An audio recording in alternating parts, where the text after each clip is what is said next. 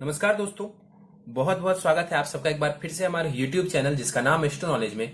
दोस्तों, आज के इस वीडियो में हम एक 27 वर्ष युवक की कुंडली का विश्लेषण करने वाले हैं, जिन्होंने अपने बर्थ डिटेल्स मेरे साथ शेयर किए हैं और एस्ट्रोलॉजी के माध्यम से वो अपने जीवन से जुड़े हुए कुछ महत्वपूर्ण प्रश्नों के उत्तर जानना चाहते हैं।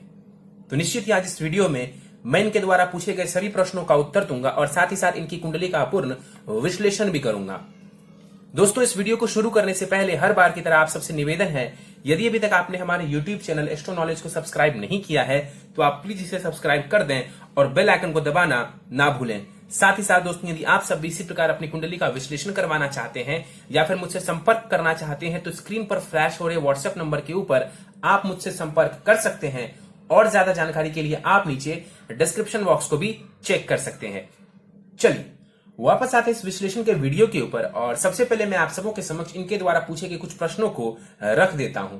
इन्होंने बताया कि इन्होंने मैकेनिकल इंजीनियरिंग किया हुआ है और उसके साथ साथ इन्होंने फैशन रिटेल मैनेजमेंट ये कोर्स भी किया है।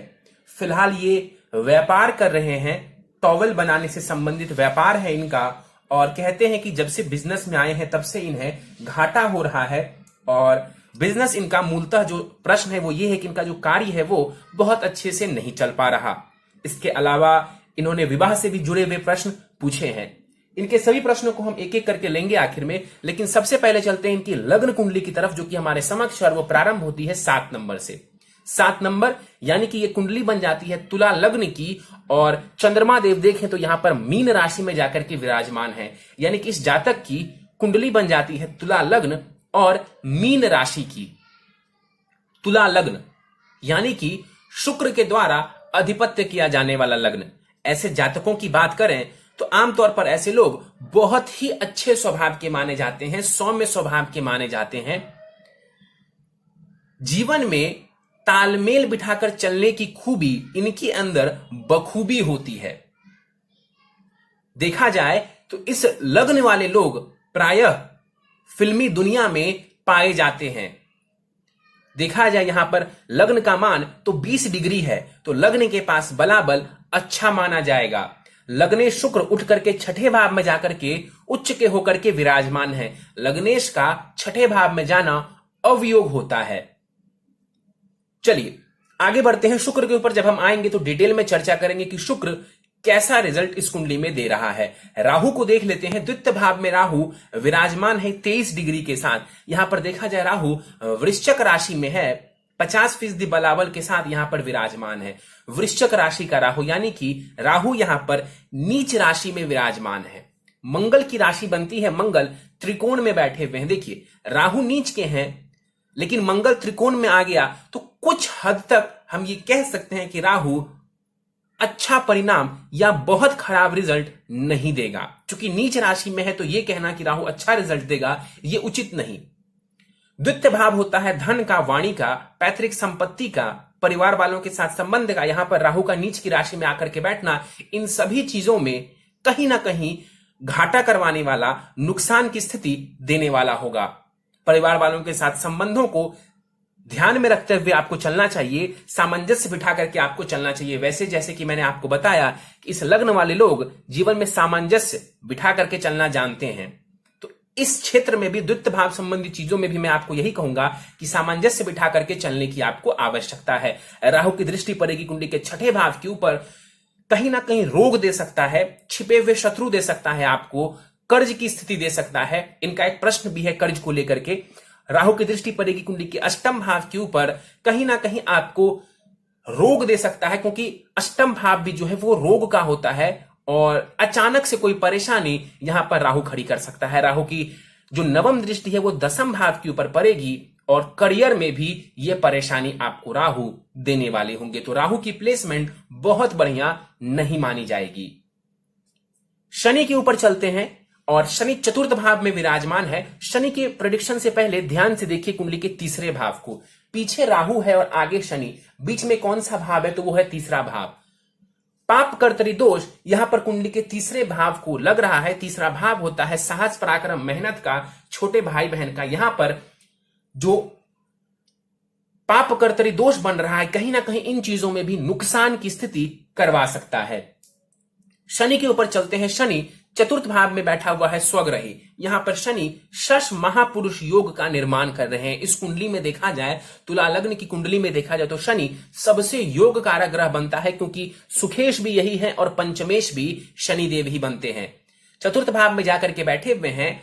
28 डिग्री का शनि है। मृत अवस्था के, माफ करिए, बाल अवस्था के हो गए शनिदेव यहां पर, और शनि अस्त के भी हैं, क्योंकि सूर्य से वो थोड़े करीब आ गए। तो यहां पर शनि के बल में थोड़ी कमी आ जाएगी, लेकिन फिर भी यहां पर शनि आपकी कुंडली में बढ़िया परिणाम देने वाला होगा। शनि आपको प्रॉपर्टी देने वाला होगा, मकान का सुख देने वाला होगा, माता से संबंधित सुख देने वाला होगा। और चूंकि अस्त के हैं शनि, तो दृष्टि का लाभ आपको नहीं मिल पाएगा। शनि को बलवान करना चाहते हैं तो शनि के रत्नों को आप धारण करके शनि को बलवान कर सकते हैं। शनि को बल मिलेगा तो कहीं ना कहीं जीवन में सुखों में वृद्धि हो जाएगी। संतान संबंधित सुखों में भी वृद्धि देखने को आपको मिलेगी। चलिए पंचम भाव की तरफ चलते हैं। पंचम भाव होता है शिक्षा, संतान का। यहां पर सूर्य और बुध की युति हो रही है। देखिए, शिक्षा भाव में ही सूर्य और बुध की युति यहां पर बुधादित्य योग का निर्माण कर रही है। कहीं ना कहीं ये आपको इंटेलिजेंट बनाने वाला होगा। और यहां पर देखा जाए तो सूर्य शनि की राशि में जरूर है, लेकिन तात्कालिक मैत्री में है, तो बहुत खराब रिजल्ट यहां पर सूर्य नहीं देने वाला है। और वहीं बुध की बात कर लेते हैं। 29 डिग्री का बुध यहां पर मृत अवस्था का है। इस कुंडली में बुध भाग्येश है, भाग्य भाव के स्वामी ग्रह बनते हैं बुध, और वहीं द्वादशेश भी बुध हैं। तो चूंकि उनको एक त्रिकोण मिला हुआ है, तो एक कारक ग्रह बुध भी कहलाएंगे। त्रिकोण का स्वामी ग्रह बुध आकर के त्रिकोण में बैठा हुआ है, तो बुध भी यहां पर राजयोग बना रहे हैं। तो पंचम भाव आपका बढ़िया हो जाता है, क्योंकि पंचम भाव में बुध बैठ गए, सूर्य भी तात्कालिक मैत्री के साथ बैठ गया, और शनि की स्थिति जैसा कि मैंने बताया वो बढ़िया है। तो जो पंचम भाव है, शिक्षा, संतान, लव रोमांस के लिए देखते हैं, ये भाव आपका बढ़िया माना जाएगा। यहां पर बुध बैठ करके लाभ स्थान को देखेंगे, वहीं सूर्य भी लाभ स्थान के ऊपर अपनी दृष्टि डालेंगे। अपनी ही राशि के ऊपर सूर्य की दृष्टि पड़ेगी, तो सूर्य आपको लाभ देने वाले होंगे। और कहीं ना कहीं बुध भी लाभ भाव को देख करके आपको जीवन में धन का लाभ देने वाले होंगे। सूर्य या बुध की दशांतर दशा चलती है, आपको निश्चित रूप से धन वगैरह से जुड़ा हुआ लाभ देखने को मिलेगा। तो बढ़िया स्थिति है वहां पर। चलते हैं कुंडली के छठे भाव की तरफ। शुक्र और चंद्रमा युति बना करके छठे भाव में विराजमान है। छठा भाव होता है रोग, ऋण, शत्रु का। डेली जॉब जो आप करते हैं वो भी हम छठे भाव से देखते हैं, यानी कि सर्विस का भी भाव होता है ये। शुक्र और चंद्रमा यहां पर बैठे हुए हैं। शुक्र लग्नेश है और अष्टमेश भी है। चूंकि शुक्र लग्नेश है तो वो कारक माने जाएंगे, और चंद्रमा कर्मेश है इस कुंडली में, लेकिन वो लग्नेश के मित्र नहीं है, तो एक समग्रह चंद्रमा को माना जाएगा। अब देखें, लग्नेश और कर्मेश युति बना करके कहां बैठे हैं, तो छठे भाव में। वहीं शुक्र उच्च की राशि में विराजमान है। छठा भाव सर्विस का होता है। आप जॉब करेंगे तो आपको बहुत ज्यादा लाभ देखने को मिलेगा। आपको बढ़िया लाभ देखने को मिलेगा यदि आप सर्विस सेक्टर में जाते हैं। तो यहां पर देखा जाए, शुक्र 22 डिग्री के साथ विराजमान है, और बलाबल शुक्र के पास बहुत बढ़िया माना जाएगा। 50% से भी ज्यादा का बलाबल यहां पर शुक्र के पास माना जाएगा। कुमार अवस्था के शुक्र हैं यहां पर, और छठे भाव में बैठ करके शुक्र सर्विस सेक्टर में आपको विशेष लाभ देने वाले हैं। मेहनत करिए, किसी भी क्षेत्र में आप जाते हैं मेहनत करिए, क्योंकि लग्नेश उठ करके छठे भाव में बैठ गया तो मेहनत को, संघर्ष को ये थोड़ा बढ़ा देता है। लग्न से यदि आप देखें शुक्र को, तो षडाष्टक दोष बन गया। यहां से 6 घर शुक्र दूर है और यहां से 8 घर, इसे षडाष्टक दोष कहते हैं। और यहां पर शुक्र आकर के विराजमान है छठे भाव में, तो मेहनत और संघर्ष थोड़ा बढ़ जाता है। वहीं चंद्रमा को देखें तो करियर, प्रोफेशन भाव के स्वामी ग्रह चंद्रमा छठे भाव में आकर के विराजमान है, तो निश्चित रूप से यह बात बता रहा है चंद्रमा कि आपको सर्विस या जॉब करने में ज्यादा लाभ देखने को मिलने वाला है। 17 डिग्री का चंद्रमा है, बलाबल 100% है चंद्रमा के पास। इन दोनों की दृष्टि विदेश भाव के ऊपर, खर्च भाव के ऊपर जाएगी। शुक्र खर्च भाव को देखेगा तो धन का व्यय करवाएगा, विदेश की यात्राएं करवाने वाला होगा। शुक्र और गुरु की दृष्टि एक दूसरे के ऊपर जा रही है, तो कहीं ना कहीं डायबिटीज की शिकायत देखने को आपको मिल सकती है। तो अपने स्वास्थ्य का ध्यान रखें। पेट संबंधित, यूरिन संबंधित, किडनी संबंधित और डायबिटीज, इन 4 चीजों का आपको स्वास्थ्य में ध्यान रखना चाहिए। आगे बढ़ते हैं, चलते हैं केतु के ऊपर।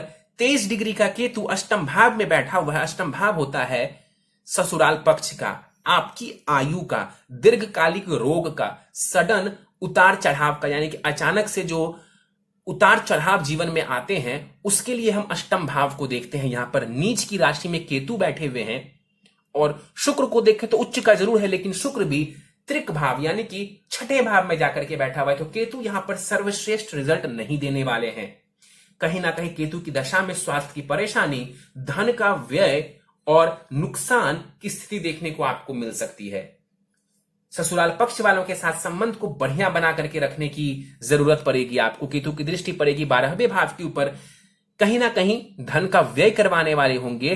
केतु की दृष्टि द्वितीय भाव के ऊपर, धन को लेकर के फिर से यहां पर परेशानी, और केतु की दृष्टि चतुर्थ भाव के ऊपर पड़ेगी तो कहीं ना कहीं घर में कलह की स्थिति केतु की दशांतर दशा में देखने को मिल सकती है। या तो यह हो सकता है कि उस दौरान आपके सुखों में थोड़ी कमी आए। चलिए आगे बढ़ते हैं, मंगल के ऊपर चलते हैं। मंगल देखा जाए इस कुंडली में सप्तमेश हैं और द्वितीयेश हैं, मारक ग्रह है मंगल इस कुंडली में। तुला लग्न वालों के लिए मंगल मार्केश बनते हैं। अब मारक मंगल भाग्य भाव में जाकर के बैठा हुआ है। देखिए सप्तम भाव का मालिक मंगल भाग्य भाव में जाकर के बैठा हुआ है। निश्चित रूप से विवाह के बाद आपका भाग्योदय निश्चित है।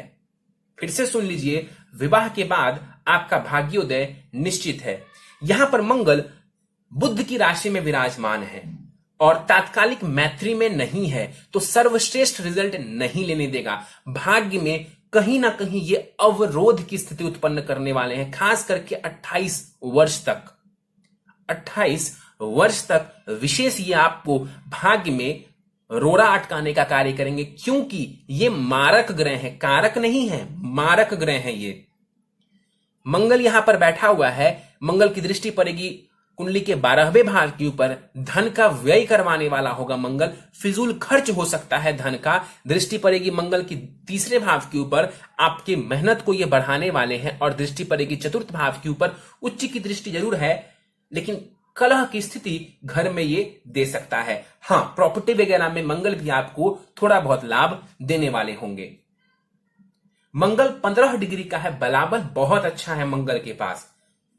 गुरु के ऊपर चलते हैं। 19 डिग्री का गुरु कुंडली के 12वें भाव में विराजमान है। यहां पर गुरु वक्री भी है। गुरु यहां पर कुंडली के 12वें भाव में वक्री होकर के विराजमान है। इस कुंडली में गुरु को देखें तो गुरु तृतीयेश है और षष्ठेश है, यानी कि मारक ग्रह है गुरु, और जाकर के 12वें भाव में बैठे हुए हैं। अब कुछ लोग कहेंगे कि गुरु यहां पर विपरीत राजयोग बना रहे हैं, और कुछ लोग तो यह भी कह देंगे कि शुक्र यहां पर विपरीत राजयोग बना रहे हैं। देखिए ऐसा नहीं है, ऐसा नहीं है, क्योंकि विपरीत राजयोग की स्थिति तब लागू होती है जब लग्नेश बलवान हो। जब लग्नेश खुद त्रिक भाव में उठ करके बैठ जाए तो फिर उस कुंडली में विपरीत राजयोग की स्थिति लागू नहीं हो सकती। तो यहां पर गुरु पहली बात तो विपरीत राजयोग नहीं बना पाएगा। 19 डिग्री का गुरु है, बलाबर अच्छा है गुरु के पास, और 12वें भाव में बैठा हुआ है। देखिए यहां पर बैठ करके गुरु निश्चित रूप से धन का व्यय करवाने वाले होंगे। तीसरे भाव के स्वामी ग्रह गुरु 12वें भाव में जाकर के बैठे हुए हैं। यात्राएं आपको ढेर सारी ये करवा सकते हैं, धन का व्यय करवा सकते हैं। दृष्टि पड़ेगी कुंडली के चतुर्थ भाव के ऊपर, नीच की दृष्टि है। और तो और याद रखिए कि गुरु मारक ग्रह है, इस कुंडली में कारक नहीं है। तो दृष्टि पड़ेगी कुंडली के चतुर्थ भाव के ऊपर, तो कहीं ना कहीं सुखों में थोड़ी परेशानी, सुखों में थोड़ी कमी करने वाले होंगे। गुरु की दृष्टि छठे भाव के ऊपर, अपनी ही राशि को देखेंगे गुरु, कहीं ना कहीं यहां पर अपनी राशि को देख करके आपको लाभ करवाएंगे, सर्विस सेक्टर में लाभ करवाएंगे, रोगों से आपको बचाने का कार्य करेंगे गुरु। और गुरु की दृष्टि अष्टम भाव के ऊपर पड़ेगी, तो फिर से कहता हूं कि स्वास्थ्य का ध्यान रखने की आवश्यकता है। 12वें भाव में गुरु बैठे हुए हैं वक्री होकर के, धन व्यय थोड़ा ज्यादा हो सकता है, उस पर आपको कंट्रोल रखने की आवश्यकता है। यहां पर देखा जाए गुरु और चंद्रमा आमने सामने बैठे हुए हैं, और गुरु और चंद्रमा यदि साथ में बैठ जाएं, आमने सामने बैठ जाएं, तो इसे हम गज केसरी योग भी कहते हैं। हालांकि गुरु इस कुंडली में कारक ग्रह नहीं है, और जिस भाव में गुरु बैठा है, जिस भाव में चंद्रमा बैठा है, वो कोई बहुत जबरदस्त भाव नहीं है कुंडली का, लेकिन फिर भी हम इतना तो कहेंगे कि हां, गज केसरी योग बन रहा है आपके चार्ट में। तो सर्विस में है आप लाभ ले सकते हैं, विदेश जाकर के आप लाभ ले सकते हैं। इन चीजों में यदि आप हैं तब आपको गज केसरी योग से संबंधित थोड़ा बहुत लाभ देखने को मिल सकता है। आपकी कुंडली में ग्रहों के बलाबल की बात करें तो षडबल में शनि का बलाबल सबसे बढ़िया नजर आ रहा है। चलिए दशाओं के ऊपर हम बात कर लेते हैं। दशा फिलहाल आपको शुक्र की महादशा जो है आपको चल रही है, जो कि 11 अगस्त 2036 तक रहने वाली है। और शुक्र की महादशा में फिलहाल सूर्य की अंतर्दशा आपको 11 दिसंबर 2020 तक रहने वाली है। तो शुक्र की महादशा में सूर्य की अंतर्दशा सर्वश्रेष्ठ समय नहीं है, संघर्ष करने का समय है। संघर्ष करके आप लाभ अर्जित कर सकते हैं, क्योंकि सूर्य लाभेश है इस कुंडली का। सीधे प्रश्नों पर चलते हैं। टॉवेल बनाने का व्यापार है। टॉवेल यानी कि एक वस्त्र है, गारमेंट है, कपड़ा है, ये सीधे सीधे शुक्र के अंतर्गत आ जाता है। शुक्र लग्नेश है कुंडली में। अब आप कहेंगे उच्चगामी है शुक्र, तो बहुत अच्छा हुआ, लेकिन मैंने थोड़ी देर पहले आपको बताया कि शुक्र छठे भाव में चूंकि जाकर के बैठे हुए हैं, राहु की दृष्टि पड़ रही है, तो बहुत जबरदस्त स्थिति यहां पर हम शुक्र को नहीं कह सकते। हां, सर्विस सेक्टर में, मेडिकल सेक्टर में यहां पर उच्च का बैठा हुआ शुक्र आपको जरूर लाभ करवा देता। लेकिन जिस क्षेत्र में आप हैं, व्यापार के लिए जब बिजनेस की बात करते हैं तो सप्तम भाव सबसे ज्यादा इंपॉर्टेंट हो जाता है। सप्तम भाव बहुत ज्यादा इंपॉर्टेंट हो जाता है। और सप्तम भाव के ऊपर देखा जाए तो शुक्र का प्रभाव नहीं है आपकी कुंडली में। सप्तम भाव से ज्यादा बलाबल जो है वो छठे भाव का है। तो सर्विस आपके लिए करना ज्यादा बेहतर रहने वाला था। खैर, फिलहाल इन्होंने बताया है कि टॉवल बनाने का व्यापार है। 2016 से बिजनेस में आते ही घाटा हो गया और कर्ज भी है। घाटा हो गया, नुकसान का भाव 12वां भाव, कर्ज का भाव छठा भाव। शुक्र उच्च के बैठे हुए हैं कर्ज के भाव में, कर्ज तो देंगे। निश्चित सी बात है, आप आए, आपने बिजनेस किया, करना चाहिए था सर्विस, आपने बिजनेस किया, जो छठा भाव देने वाला था उसने आपको वो चीज दे दिया। अब सप्तम भाव में शुक्र उच्च के बैठे होते तो फिर कहना ही क्या, आप बिजनेस में आते और आपको लाभ मिल जाता। तो ग्रह सही काम कर रहे हैं, आपका डिसीजन कहीं ना कहीं बहुत उचित नहीं रहा है। ट्रेडिंग और एक्सपोर्ट का कार्य भी शुरू किया है, इसमें मुझे कैसी सफलता मिलेगी? हां, इंपोर्ट एक्सपोर्ट का कार्य आप कर सकते हैं। कुछ हद तक एक्सपोर्ट वगैरह, ट्रेडिंग वगैरह का कार्य आपके लिए बढ़िया है। एटलीस्ट टॉवेल बनाने से, मैन्युफैक्चरिंग से ज्यादा बेहतर है। बिजनेस में सफलता के योग कब से हैं? देखिए, सबसे पहली बात तो बिजनेस में बहुत जबरदस्त सफलता के लिए सप्तम भाव का बढ़िया होना, बुध का बढ़िया होना जरूरी है। आपके बुध को मैं फिर भी ठीक ठाक कहूंगा, इस बुध को हम बलवान कर सकते हैं, लेकिन सप्तम भाव बहुत ज्यादा बिजनेस के लिए आपको सपोर्ट नहीं कर पा रहा। बिजनेस में सफलता के योग फिर भी देखा जाए तो कुछ हद तक अगले वर्ष यानी कि जनवरी 2021 से आपको लाभ दिख जाएगा। क्यों? क्योंकि शुक्र की महादशा में आपको चंद्रमा की अंतर्दशा आएगी, और ये चंद्रमा देखा जाए तो कर्मेश है आपका, यानी कि करियर प्रोफेशन भाव का स्वामी ग्रह है। लेकिन हां, कर्ज फिलहाल आपके ऊपर बना रहने वाला है।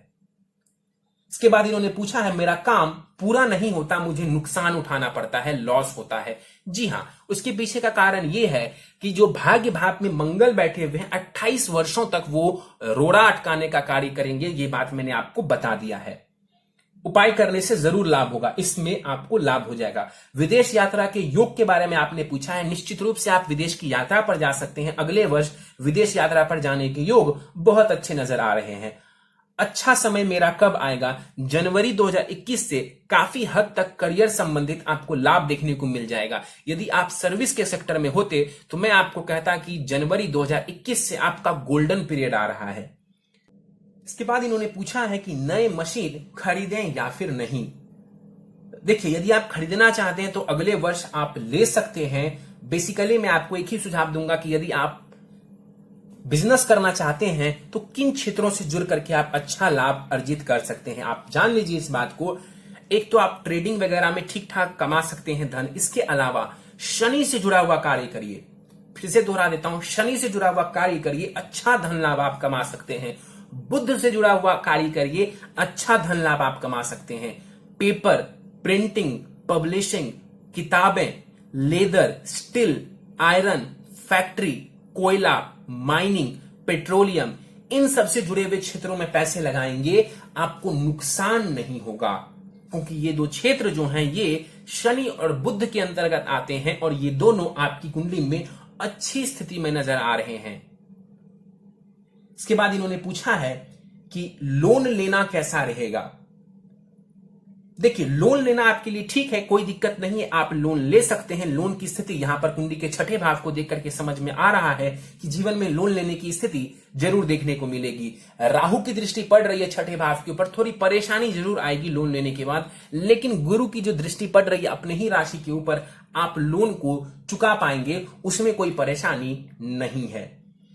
कार्य में मन नहीं लगता है परेशानियों के कारण। निश्चित रूप से जब व्यापार सही ना चले, जब कार्य सही ना चले, तो व्यक्ति का मन वहां से भागने लगता है। तो मैं यही बोलूंगा कि पेशेंस रखने की आवश्यकता है, कुछ उपाय करने की आवश्यकता है और सोच समझ करके डिसीजन लेंगे तो लाभ देखने को मिल जाएगा।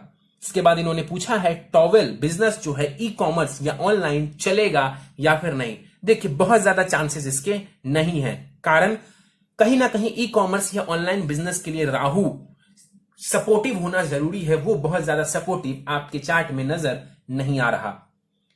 विवाह कब होगा और पत्नी कैसी होंगी, वैवाहिक जीवन कैसा रहेगा।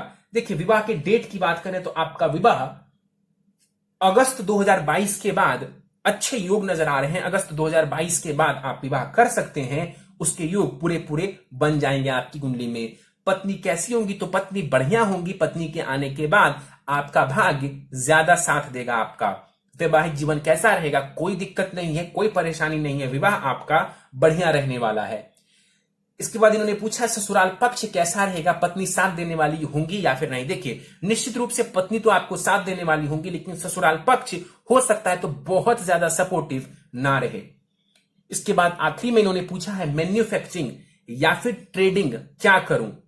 मेरे हिसाब से ट्रेडिंग का जो कार्य है आपके लिए वो ज्यादा बेहतर है मैन्युफैक्चरिंग के कार्य के मुकाबले।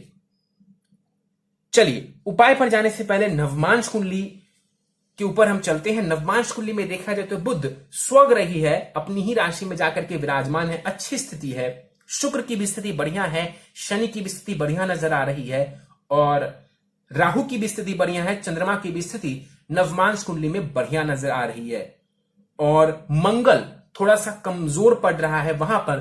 तो विवाह के लिए मैं एक ही सलाह दूंगा कि कुंडली मिलान कर लें, और कोई सलाह आपके लिए नहीं है। सीधे उपाय के ऊपर चलते हैं।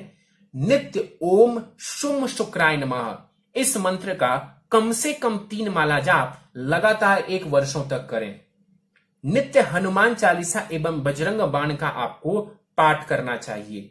पन्ना 7 रत्ती का पन्ना चांदी अथवा सोने की अंगूठी में जड़वा करके दाहिने हाथ की सबसे छोटी उंगली में धारण कर लें। नित्य श्री सुक्तम का पाठ करें। यह मां लक्ष्मी के लिए होता है, श्री सुक्तम। इसके पाठ से कहीं ना कहीं धन की जो परेशानी है वो काफी हद तक आपकी कम होती चली जाएगी। आपका शुक्र काफी ज्यादा बलवान और अच्छा हो जाएगा। श्री सुक्तम का पाठ आपको आजीवन करना चाहिए। और आखिरी उपाय है आपके लिए, हर सोमवार शिवलिंग के ऊपर अभिषेक करें। इससे भी आपको बहुत लाभ की स्थिति देखने को मिल जाएगी। चलिए, तो दोस्तों आज हमने देखा 27 वर्ष युवक की कुंडली के बारे में और इनके कुंडली को देख करके एक ही बात कही जा सकती है कि कहीं ना कहीं सर्विस का जो सेक्टर है इनके लिए ज्यादा बेहतर रहने वाला था वनस्पत बिजनेस से। छठा भाव इनका बहुत ज्यादा बलवान है जो कि सर्विस का होता है और यदि इन्हें बिजनेस भी करना है तो शनि से जुड़े क्षेत्रों में धन लगा करके मेहनत करके अच्छा लाभ ये उठा सकते हैं। इसके अलावा बुद्ध से जुड़ा हुआ कार्य भी ये करते हैं तो बढ़िया स्थिति देखने को इनको मिल सकती है। विवाह वगैरह की कोई दिक्कत परेशानी नहीं है इस कुंडली में, संतान संबंधित कोई परेशानी नहीं है इस कुंडली में। तो ये कुंडली कुछ मायनों में बहुत बढ़िया नजर आ रही है। चलिए दोस्तों, मुझे उम्मीद है कि आपको हमारा यह कुंडली विश्लेषण का वीडियो पसंद आया होगा। यदि वीडियो पसंद आए तो आप इसे लाइक करें, शेयर करें। अभी तक आपने हमारा YouTube channel astro knowledge subscribe नहीं किया है तो आप प्लीज इसे सब्सक्राइब कर दें और बेल आइकन को दबाना ना भूलें। साथ ही साथ दोस्तों, यदि आप सभी इसी प्रकार अपनी कुंडली का विश्लेषण करवाना चाहते हैं या फिर मुझसे संपर्क करना चाहते हैं तो स्क्रीन पर फ्लैश हो रहे व्हाट्सएप नंबर के ऊपर आप मुझसे संपर्क कर सकते हैं और ज्यादा जानकारी के लिए आप नीचे डिस्क्रिप्शन बॉक्स को भी चेक कर सकते हैं। इस वीडियो में फिलहाल इतना ही दोस्तों, आप सभी का बहुत बहुत धन्यवाद।